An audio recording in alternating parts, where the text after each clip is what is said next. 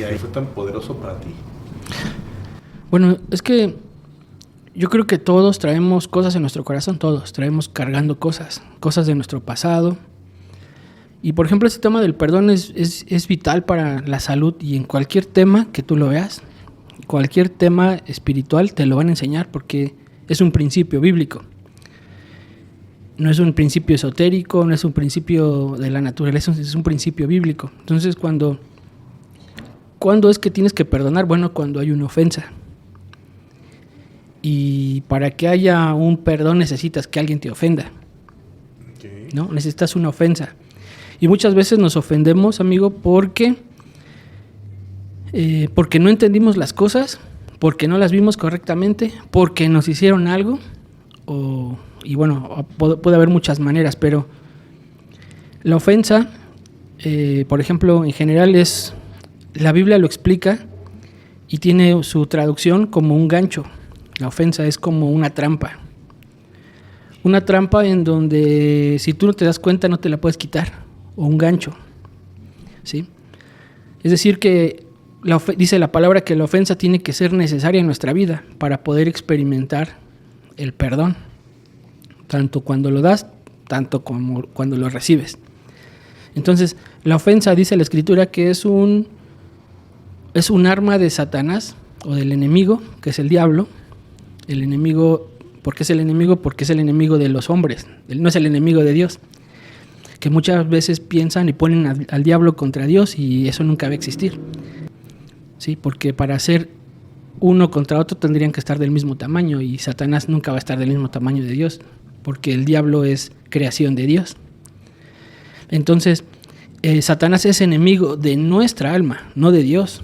Entonces, como nuestro enemigo, él va a provocar engancharte con una ofensa de alguien, que alguien te ofendió, que alguien te insultó, que alguien te robó, que alguien te hizo algo.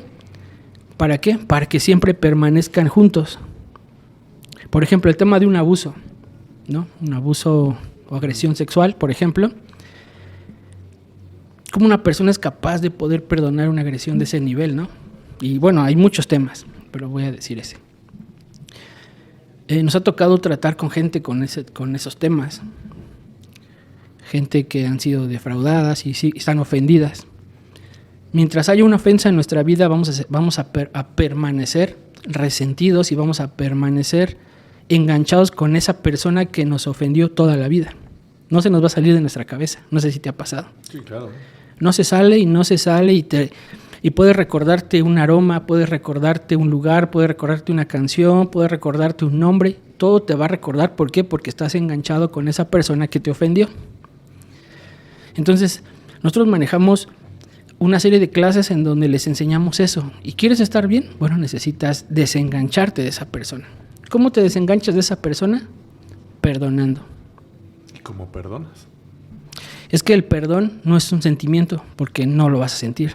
O sea, ¿cómo vas a sentir perdonar a alguien que es imposible perdonar?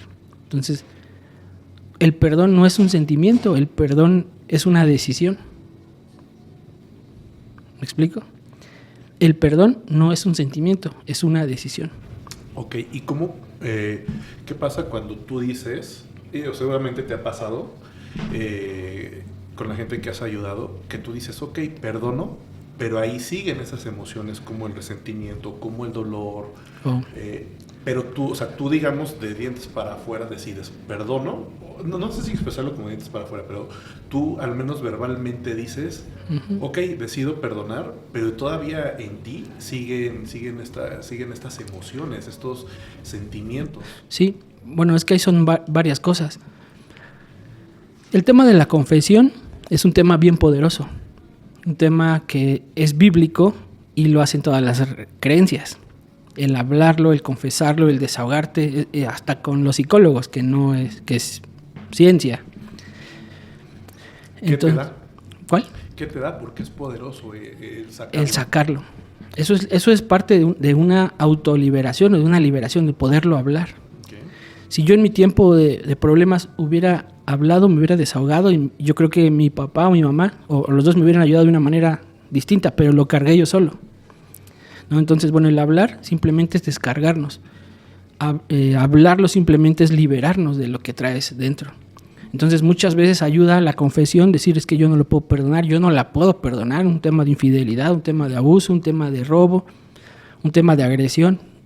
Simplemente el hecho de hablarlo lo liberas porque ya no lo cargas solo. Okay. ¿Cómo sucede en lo espiritual? Bueno, es un tema espiritual. Entonces yo tengo una experiencia en donde una persona conocí, me invitó a emprender. Uh-huh. Y al final del todo me terminó robando lo que ganamos durante poco tiempo y yo perdí la escuela, me corrieron de la prepa como 3 veces. Por peleonero, por lo que quieras.